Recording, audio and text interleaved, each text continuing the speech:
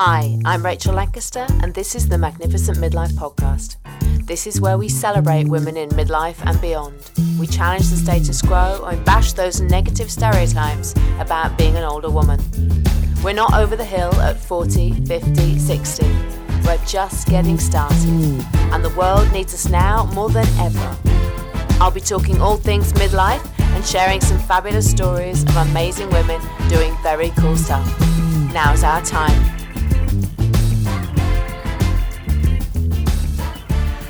Absolutely delighted today to reintroduce you to somebody who's already been on the podcast, but she's so amazing, she's so incredible that I just had to have her back. So welcome back, Jo Moseley. Hello, thank you. I'm not incredible, really. Yes, you are. You know you are, really. So anyway, Jo, right, by way of explanation, go back and listen to part one of Jo Moseley on the podcast. She was, I think, number 3 actually of the original when we began. But Jo is Healthy Happy 50 on social media, and she describes herself now as a joy encourager, a midlife adventurer, and a beach cleaner, which I think is just the most wonderful combination of things. And she's had the most incredible year, and I thought it would just be brilliant to catch up, see how she's been getting on, and find out all about it. So, Jo, it's lovely to have you back. Thank you very much. Thank you. Very honoured. So, where should we start? I mean, there's just been so much happening, hasn't there, in your life? So, Jo is a big believer in women maintaining their fitness in the second half of their lives. She's a very curious person who finds all sorts of possibilities.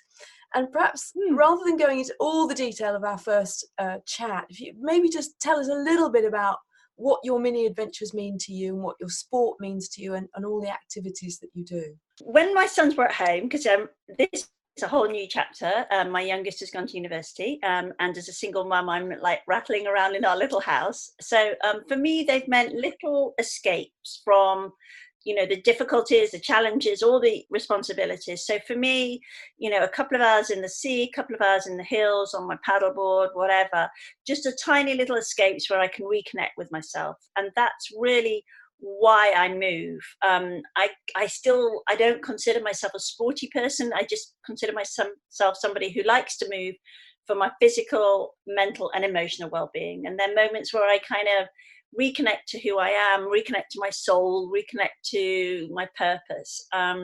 So that's what I do. And also the purpose, I pick up litter, and that really has become quite an important thing for me. So yeah, it's just a moments just to kind of really be me, as well as all the other things I do. It's moments I can just really be me and do something that's a bit bigger than just me. And I'd like to ask you how on earth you ended up at the Chelsea Flower Show. Oh yeah, that was just really crazy. I had announced just a few short weeks beforehand that I was going to paddleboard across the country along the canals. So from Liverpool to Goole, 162 miles along the Leeds-Liverpool Canal and the Air and Calder Navigation. And so I put it on my Twitter, and the Canal and River Trust had obviously picked that up. And a few weeks later, I got a message in my private messaging saying, Jo, would you be interested in coming to a meeting? And we can't tell you anything about what it is. And I was just like, okay, that sounds odd, but, be curious, as you say. I said, yes, thank you. I'll come to the meeting. And I had a tiny inkling what it was about, because I knew from Twitter that Welcome to Yorkshire, which is like the tourist board for Yorkshire, had been talking about doing a garden with a canal lock. And so I thought, I wonder if this all fits in, but I didn't make any assumptions. So I went on to the meeting, and they just said to me, we'd love it if you would be part of this garden at Chelsea and be a paddleboarder to show that canals have the heritage, which they obviously do, but also they have a future in terms of well-being and water. And I was just like, okay. And I was sort of like, I don't know if I can do this. I don't know if I can do this. And then my other voice was going, of course you can. Of course you can. And that one won out. And I said, yes, please, I'll do it. And then panicked. So that, I suppose, was that the beginning of your training to be able to stand up for a long time on the paddleboard, sort of in a stationary position? No, I had been training probably. I really, I had the idea to paddleboard across the country 3 years ago, but I told a few people too soon, and I told somebody at a party, and he was really dismissive, and so the old Jo, so to speak, kind of went, yeah, no, you're probably right. It's quite difficult. I don't know how I'll do it. Yeah, okay. So I put that dream away, but it was still there until January this year when I kind of gave it new life again. And so I had been training since January, and they asked me probably in the May. So I knew that I could paddleboard. I didn't know whether I could paddleboard in front of the press. Yeah. That's a whole different ball game. You know, literally lots of people. It was press day. There was the press. There was the telly. There was, you know, all these famous people that I was going, oh my Lord, look who that is. So I knew I could paddleboard, but whether I could paddleboard and just stay still in one very small spot was a new experience. Yeah, that was new. The pressure must have been enormous. I mean, I remember seeing the photographs and thinking, how is she doing that with all the pressure and everybody there, as you say, and the press and the cameras all on you? I know, it was crazy. It was interesting because I had asked them what the drop was from like the path onto the water, and they were like, oh, a couple of feet, and I was like, okay, that's quite high, but I can manage it. But when I got to the garden on the Sunday, I said, the drop is not 2 feet, it's like a whole ladder's worth. You know, how do you expect me to get down? And they hadn't really figured that one out.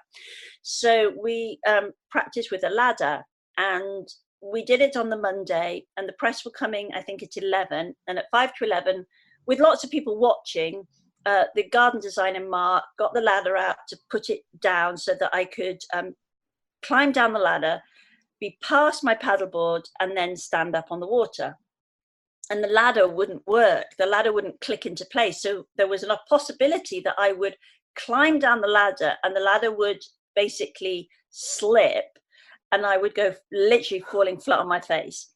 So he was sort of slightly swearing, and then it managed to work, like 2 minutes to go. And as I climbed down this ladder and they passed me this 10-foot, 11-foot board, I looked at him and I said, Mark, I did not think at 54 I'd be climbing down a ladder with the press. You know, we had them all. And he looked at me and in a really Yorkshire accent, he said, you're living the dream, woman, you're living the dream. And he was right, because what I've realized is that living the dream for me isn't all the stuff that you have and the stuff you show and the holidays you go on. It's like you lean into all your fears and all the things that you know are going to take you to a place of more self-belief or just a really crazy experience. So as I did it, I was like, yeah, Jo, this isn't a coincidence. You are meant to do this. This moment is for you. And just remember, it's fun and it's wild and it's different and it's your dream in a way, and just do it. And so I climbed down, put the leash on my leg, just sort of looked at everybody, and everybody was very sweet. You know, they were all smiling at me. And then I just sort of stood up and my knees were literally shaking. And I was sort of like, okay. And then I just breathed deeply and I thought, this is it, smile. And I did, and then people clapped, and it was a bit like, oh, that was really cool. So it was just about leaning into that fear and saying, you can do this, and I did it, and it was great. It was really fun, crazy fun. I just think that's incredible. I really do. And I think one thing that allows you to do these things is you don't take yourself too seriously, do you? No, I don't, because I don't set out to be a really good athlete. I don't set out to say, look what I've done, or, you know, I'm really strong. You'll really probably never see me sort of flexing my muscles and saying, look at me. I might have some victorious moments, like when I paddled through a tunnel or something, but it's never really about being good at it for the sake of being good at it. It's about showing what's possible and just having a go and seeing where that takes me. And sometimes, you know, I do fall flat on my face, but at least I can say I tried. So no, I don't take myself too seriously at all. And I think that's a really big thing for me. It's a real bonus when I just go, okay, just have a go, see where it takes you. But that's what I love, and that's what I said when I introduced you and said you're curious, because you're curious, but you're also, you want to try things. You're open to all these possibilities. You're open to finding solutions that work for you. So I just think it's so powerful. Oh, thank you. Thank you. Yeah, I could have said no. I could have listened to all the voices in my head that said no. In fact, the day before I went up to our reservoir, which is quite exposed. I went into the middle of the reservoir and I just did squats, and I stood on my board and I shook my board because I had decided that at that point I didn't know how to paddleboard, and I had to prove to myself I could. And there in the middle of this reservoir on a cold sort of northern day, I just stood there and I went, okay, Jo, you know that you can paddleboard. You have to just keep trusting that you can paddleboard. I stood there in the middle, literally shaking it, and people must have thought I was crazy that were walking their dogs around the reservoir. And then I just said, right, it'll be fine. It'll be fine. I'll find it. As you said, I'll find a solution. And one of the photographers said, if you fall off, you'll get way more press coverage. I was like, yeah, but somehow I don't think I'm going to do that, So, yeah, I guess if I'd fallen off, it would have been okay too. But it was fine. It was just, and then I got back out, and then the BBC came and they said, oh, we missed the paddleboarder. And they're like, you've got to go do it again, Jo. And so I went in.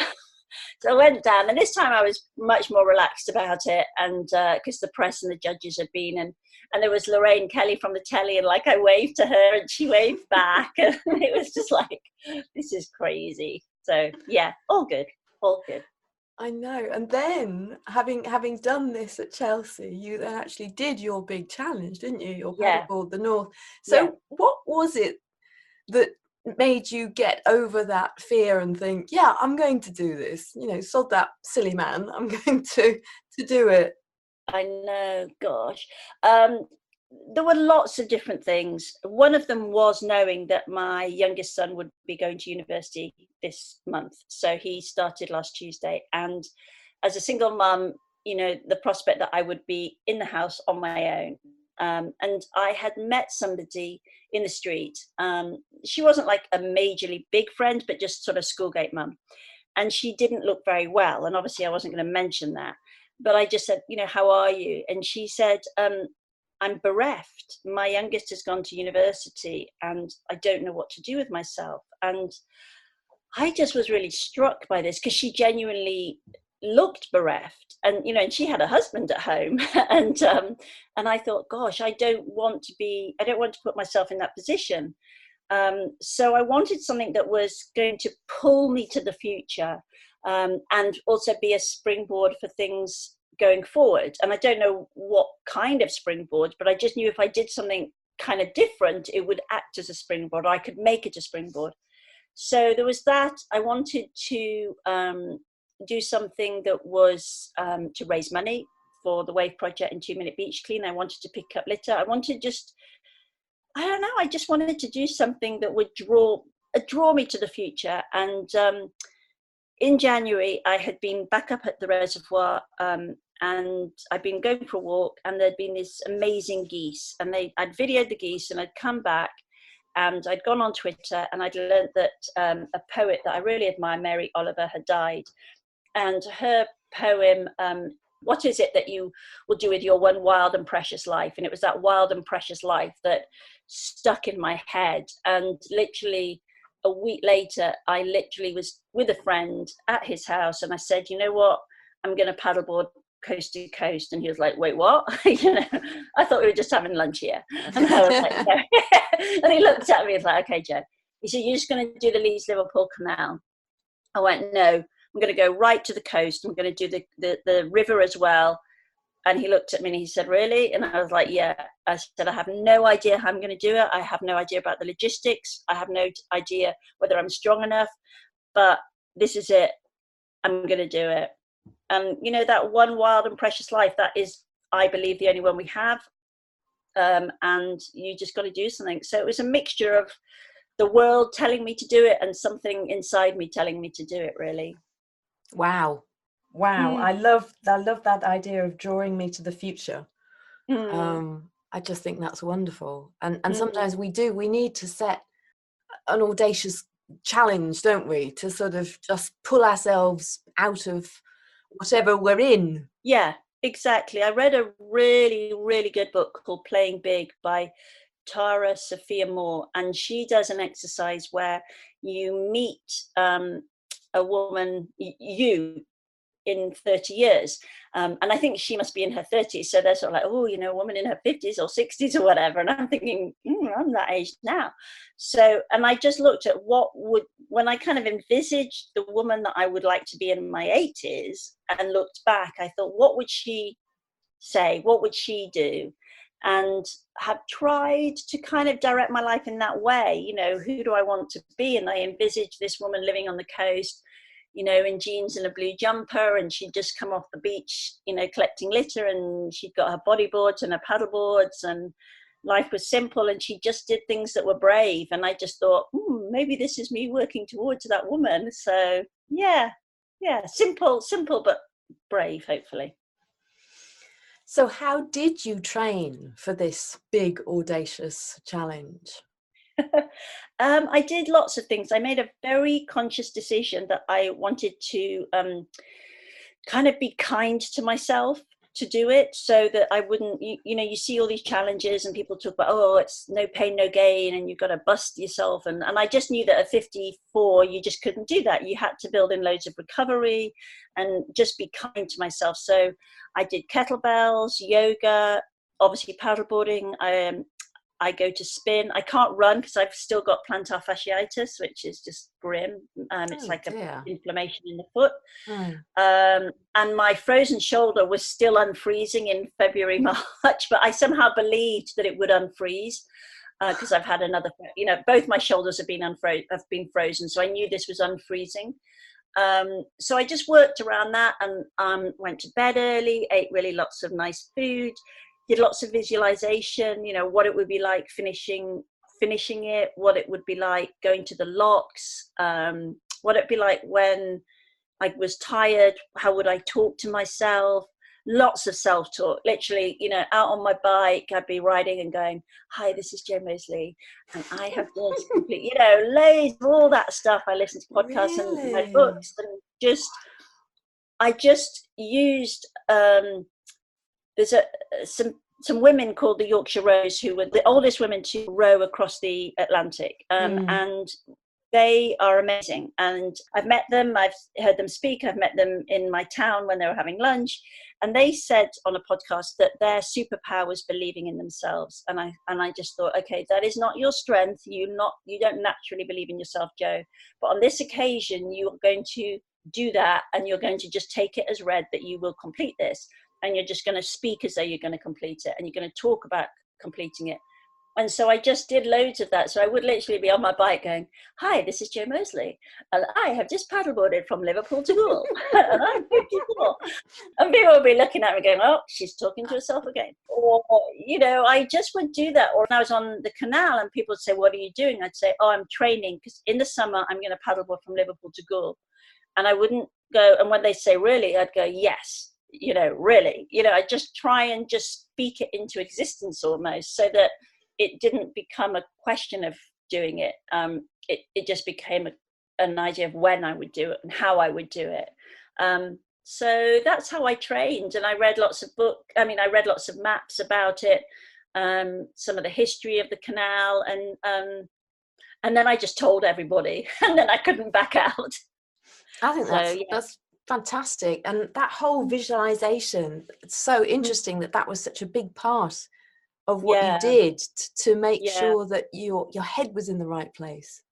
Yeah, I did. It was, there was like, I have this outer core that's like, yeah, I can do it. And then I have this middle bit, which is like, no, I can't, I'm rubbish, I've made many mistakes in my life, I can't do it. And then there is this tiny core of me, which at this point was just rock solid belief. And I just tried to go through the layer, which was all the lack of belief, and let's think about all the things you've done wrong and the things you've started and never finished, and just like burrow through that and get to that core of sort of solid gold strength. And I just tried to tap into that as much as I could. And also knowing that I was fundraising as well, that is really powerful. That it, yes, I am the first woman to do it, and that's really cool and that's lovely. But that would not have been enough to motivate me in the times when I was crying and it wasn't working out. It had to be about the fundraising and thinking what I could do with the money to make a difference, and the litter picking. So having a purpose, and you talk about this, having a purpose in midlife is, I think, is transformative. It takes you beyond the everyday into something where you feel actually, I can make a difference. So yeah, the purpose was important to me. Wow, I'm getting goosebumps just listening to you talking about that. Now, I know because I was following you quite closely when you were actually doing the challenge, and it pissed down, didn't it? You really didn't have any luck with the weather. How did you keep yourself going day after day when it was literally just the heavens opened? It was just really, I mean, I am from Yorkshire, so I am used to the rain. Yeah, but not in the middle of a canal on a paddleboard. No, it was, I just kept thinking, this is just part of it. This is just part of this particular adventure. And I would get texts from people saying, Jo, are you postponing? So I was in touch with the BBC Look North, who are regional TV, and they were like, and they'd asked me to take some footage, and they were like, are you still doing it? And I was like, yeah, this was my annual holiday. So this wasn't, I'm not an adventurer. I'm a mum that goes to work and, has a proper job. And so I couldn't shift it. I couldn't postpone it. I couldn't change it. So I just got on with it, really. And the thunderstorms, there were all these people saying, are you postponing? And texts coming through, oh, you won't have started then, Jo. And I'm like, I'm here now, on my way. So if it had got dangerous, I would obviously have stopped, but it never really got to the point of danger, to the point of slowed me down quite a bit. So yeah, the first 2 days, it was, it just poured and poured and poured. And my hands, when you've sat in a bath or gone swimming and your hands are wrinkled, well, my hands were wrinkled just from holding my paddle in the water. The rain on my paddle, and my hands were wrinkled. So yeah, it was fun. I didn't really notice. I mean, I noticed the rain, but I was so full of adrenaline. I was so full of excitement that I was on my way. I think sometimes getting to the start point is the hardest.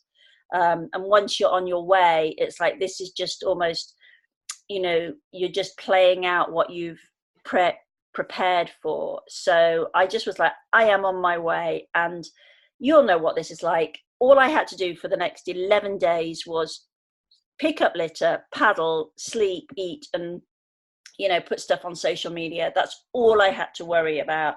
And that is like a spa, nobody else, it's just like, whoa, this is my weekend, this is my, 11-day retreat. I mean, there were moments when other things happened. I got a call from work, and I had a WhatsApp conversation with my son, my sister, and my other son with something that had gone wrong in his life. So I was on the River Aire having this 4-way WhatsApp conversation. And then I had to say, look, I'm just going to have to leave the conversation because I'm coming up to a really huge lock and I don't know how to navigate it. So you guys carry on. But generally, that was all I had to do. I had to just think about me, and it was just extraordinary. It was wonderful. It was like, when do we ever get that, Had you planned where you were going to stay every night? Yes, I had booked B&Bs on either end of the canal because I didn't know people. And then I was staying with some Twitter friends at different places. And then in the middle, one of the things I wanted to do was to show that you can have an adventure on your doorstep. That's really important to me because, as I said, I'm not a professional adventurer.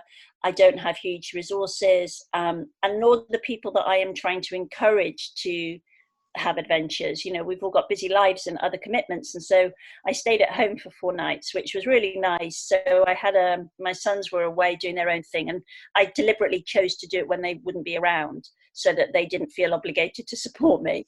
And a friend's daughter picked me up, and so I would say, right, meet me here. She'd pick me up, I'd come home, she'd take me the next day. So it was great. I was able to be away from home and be at home, and that was wonderful. I still had the greatest adventure, even though I slept in my own bed for 2 or 3 nights. Oh, wow. I didn't realize that. That's Yeah. really interesting. And what about when you needed to have stuff with you for overnight when you weren't staying at home? So I had the most amazing experience that what happened was, when I put it out on Twitter and Instagram that I was going to do this, a woman messaged me called Frit, who is 30, and she messaged me and she said, Jo, could I come and film with you? And we'd met originally on Instagram and then at a couple of festivals. And I said, yeah, sure, no problem, thinking that she'd come for like a day or two. And, you know, she is a filmmaker. In the end, she stayed for 8 of the 11 days. And so when I wasn't at home and we needed kit, she had her van. So it was one of those things, you know, complete serendipity that she said, can I do this? And these are the days I'm free. And it worked out that it just fitted into place. And I mean, the adventure was extraordinary, but the friendship that I've developed with Frit is incredible. We have very different lives, and we had our Thelma and Louise moments, you know, in a van laughing. And we had probably spent an hour and a half, maybe 2 hours beforehand together.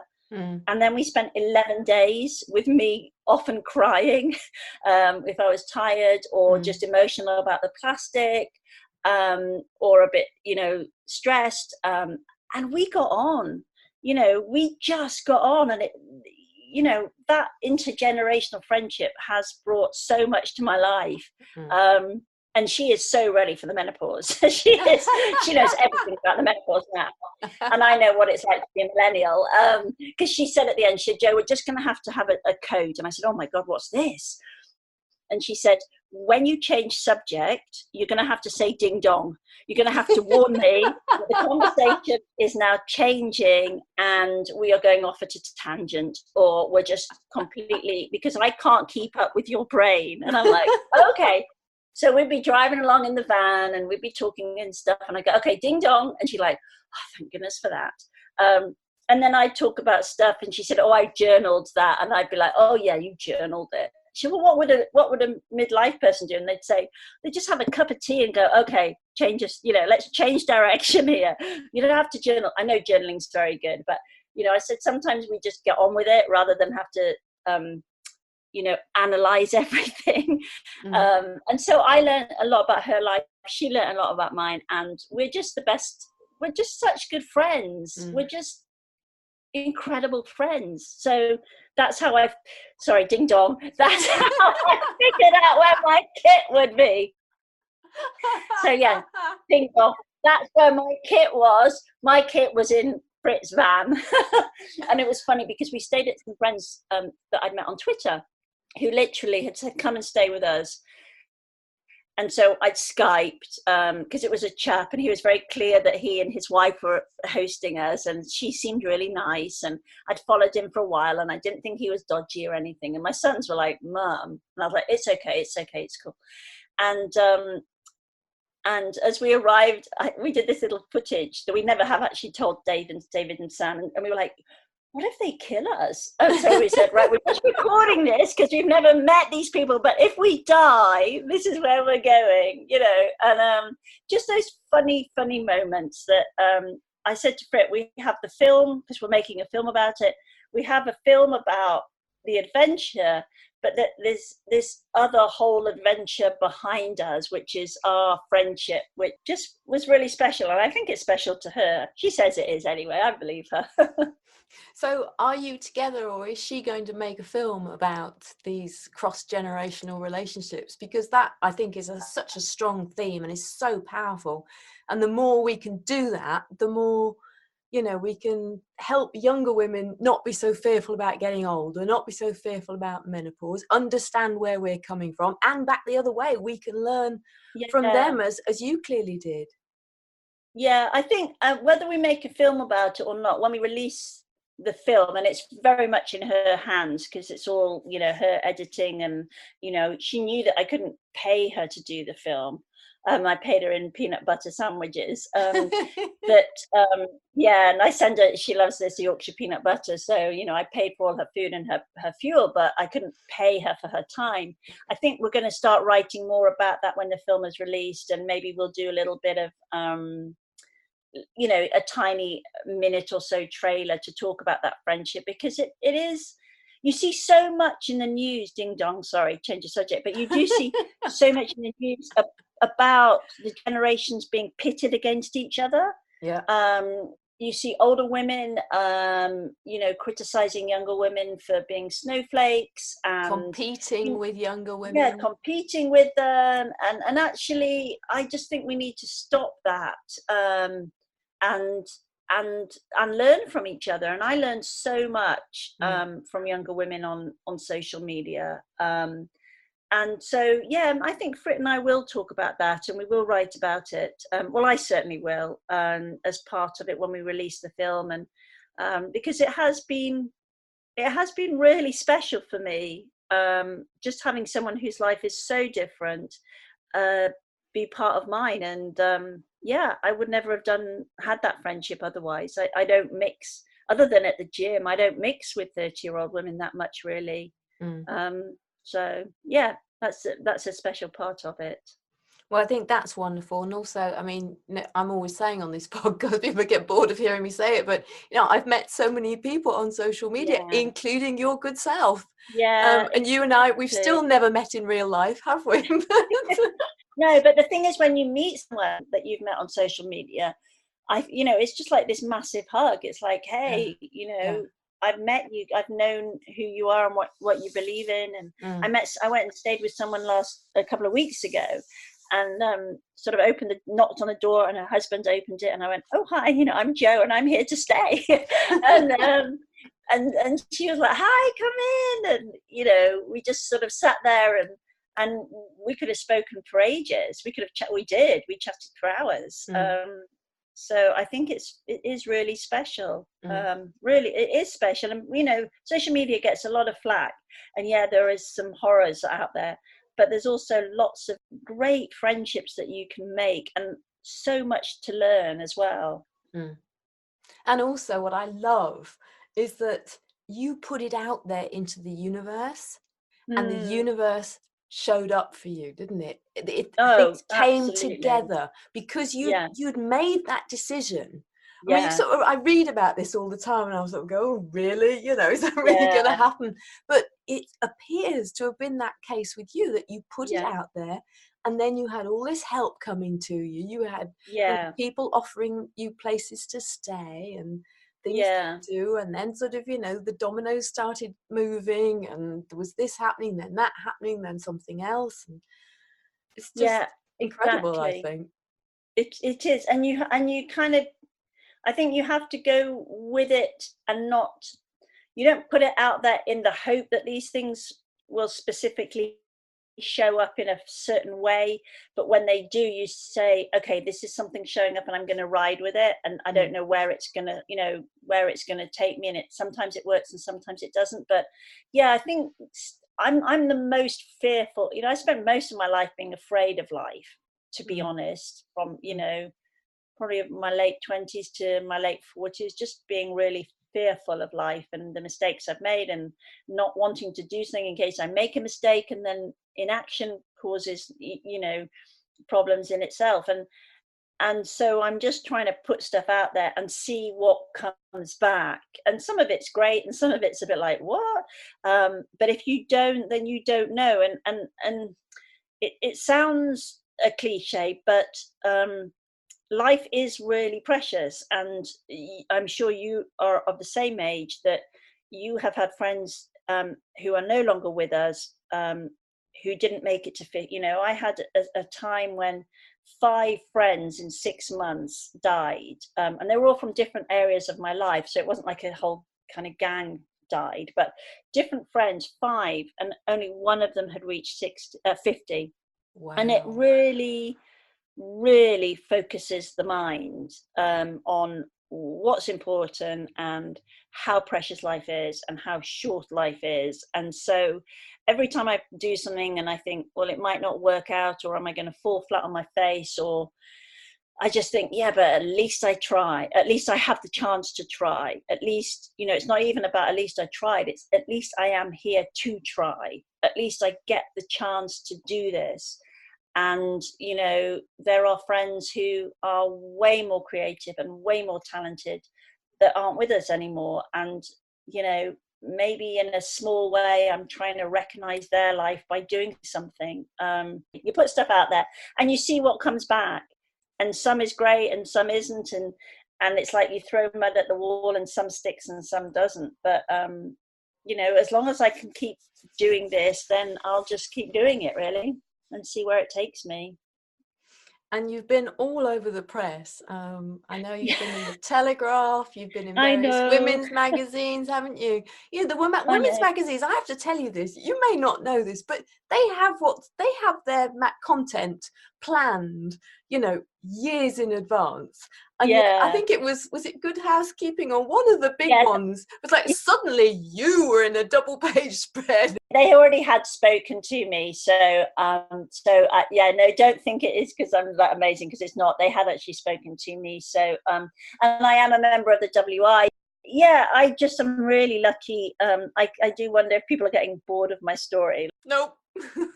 If I can share, you know, there were, and as you know, Rachel, there were times in my life when getting out of bed was hard, and the only reason I got out of bed was I had to go out and work and pay the bills and look after my sons. So the fact that I know how that feels, and if there's anything that I can ever do or say that some other woman reads and says there is hope, then I will be okay to keep sharing the story. Even though I worry that people see it as me bragging, I'm really not trying to brag that I'm in these magazines. It's like, I know what it feels like when you're so scared and you don't know what joy is, and you don't know what it feels like.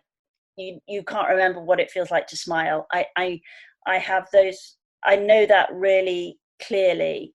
It was a long time ago, but I can feel it. I know that feeling.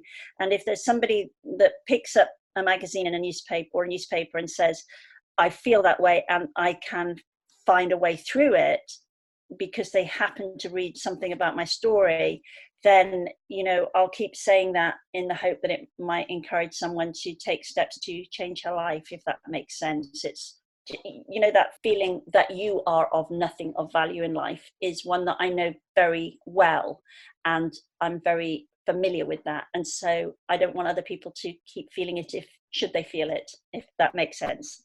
Absolutely. Now, I remember that we started the first part of your discussion when you were first on the podcast with a tale of you sobbing in the biscuit aisle of a supermarket. Yeah. And now I wanted to ask, do you get recognized in the biscuit aisle of the supermarket now? No, but sometimes people like in the town might just kind of give me a sideways glance, because if I've been in the newspaper. But it was quite funny when I was in Leeds and I was on the canal. So obviously it does, you know, narrow it down when you're in the canal, by a canal. And there was a chap, and I sort of said to him, I can't find this cafe that I'm meeting someone. Do you know where it is? And he looked at me and he said, no, but shouldn't you be on a paddleboard? And I went, I'm sorry. And he said, yeah. I mean, he worked for the Canal and River Trust. He said, I work for the Canal and River Trust I'm a volunteer, or he works for them. And he said, I followed your story. I saw you on the telly. And I was like, oh my gosh, you know, that's really weird. You know, people have come up to me at the gym and say, oh, I saw you on the telly. Yeah, I do worry. Yeah, when I walk down the biscuit aisle, if people are going to go, oh, there's a woman that cries. Yeah, and I'm cool with that. I am really cool with people knowing that that's what I was like. I don't know if my sons are, but yeah, you know, when I give little talks and I say to people, particularly groups of women. Men kind of look at me like, what? But groups of women, and I'll say, have you ever cried in a supermarket, or have you ever felt like crying in a supermarket or a post office or in the street? You know, the number of hands that go up and say, yeah, we know that feeling where it's just got too much. And a lot of people hold that in and don't share it. And sometimes you feel like there's this big sigh of relief that people go, it's not just me, you know. So it's those moments, if I can help someone say, yeah, it's not just me, and there is a way through it, then yeah, that's one of my purposes, really. Help other people, even though I may never ever meet them.